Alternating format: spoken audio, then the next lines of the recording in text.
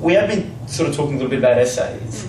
A lot of students do struggle with them for, I think, two reasons. One, it's just an essay. and secondly, in terms of really, I think, developing, a thesis and an argument.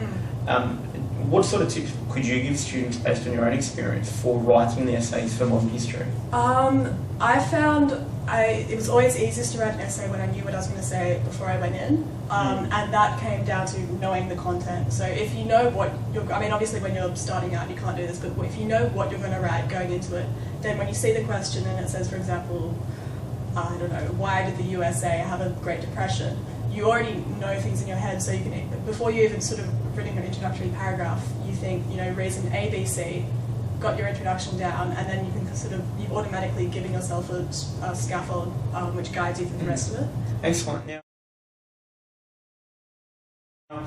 when it came to sort of, I guess, filling out, more of the scaffold and the body and whatnot, I know a lot of students tend to fall into the trap of retelling. As opposed to, I guess, analysis. What sort of tips could you perhaps give students to avoid falling into that trap of, retelling the story as opposed to getting stuck into it? Yeah. I think the best thing that I did last year was, instead of just, generally when you have a textbook, what the textbook will tell you is a recount of what happened. I found that if you started reading other people's essays, but also sort of articles about a thing, which was actually an analysis for the event, you automatically sort of start to pick up how you write a historical argument rather than a historical story.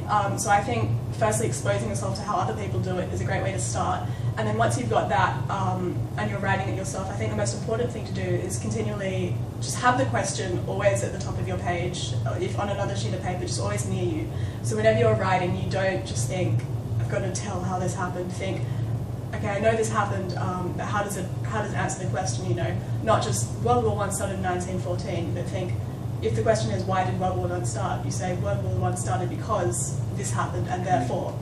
So in other words, then, really, plot retell should be limited to the introduction and the minimum? I did a little bit of plot retelling during my paragraphs, but I really didn't do that much at all. I wasn't sure if you could do this at the start of the year, but obviously you can.